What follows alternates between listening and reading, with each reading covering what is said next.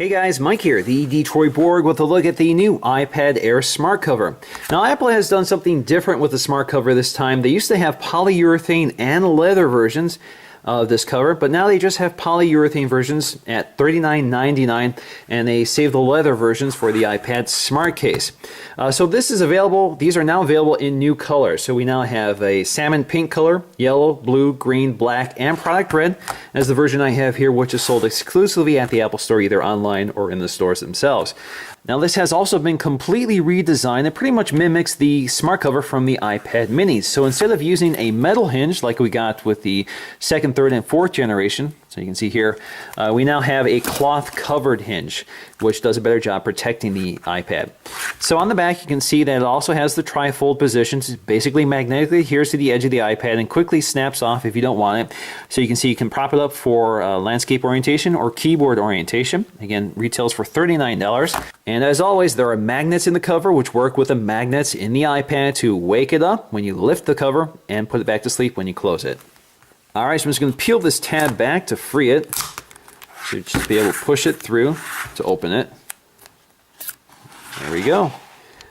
Alright, so there is our product red smart cover. You can slide this out here. You can see instructions on how to install it, which is pretty basic.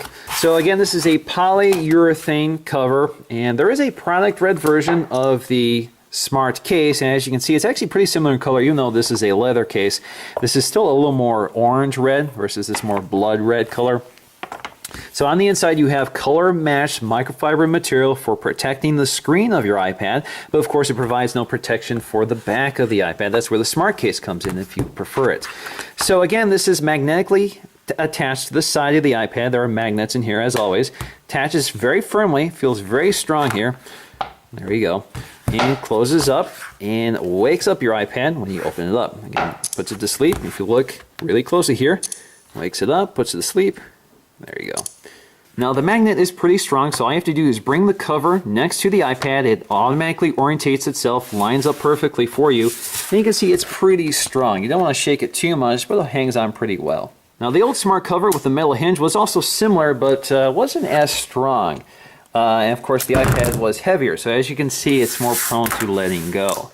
Now like the iPad mini, we have a three-fold design here versus this four-fold design which overlapped itself. So let me show you what I mean by that. So with the new design you can see that it forms a triangle, but the edge of the case magnetically adheres to the hinge of the smart cover.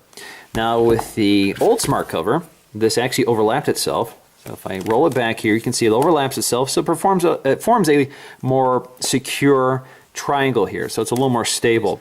Now if you look at both devices in landscape orientation, you can see that this is not as steeply angled as the old model, and you can see we also have a larger foot here for stability. So this actually makes it a little more stable than the old one, but it has a tendency to want to collapse because it has such a weak magnetic bond to the hinge. But it's not too bad here, so I can tap on it without getting too carried away, and it does pretty fine. Here you can see it's a lot more tipsy, and that comes with the smaller footprint as well as the taller, heavier iPad 4th Gen. Now in typing orientation, the prop is pretty strong here, so you can see you can tap on it and it stays pretty secure. In fact, you're more likely to dislodge the hinge than you are to collapse the triangle.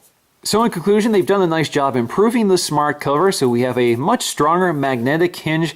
It's also much gentler to the iPad because it is fiber or microfiber covered, so it's nice fabric material covering that hinge as opposed to the metal we saw from the last one, which did scratch my iPad, which I wasn't a big fan of. So I think they've done a much nicer job with this, but it's still got the same problem that all smart covers have, and that's the fact it doesn't provide a lot of protection for the back of the iPad, which I do prefer. So the smart case is definitely the case I would prefer, but if you want a lightweight cover that can easily come off so you can use your iPad without a case on it at all, while providing some protection on it, so you have a nice cover here that you can lay down on the table without scratching any surface on it. That's definitely an option for you. It works for me, but I do prefer to travel around with a smart case to provide full protection on it, especially if I accidentally drop this. This smart cover isn't going to do much for me. So that's going to do for me in this video, guys. Thanks for watching, and I'll see you again in the next one.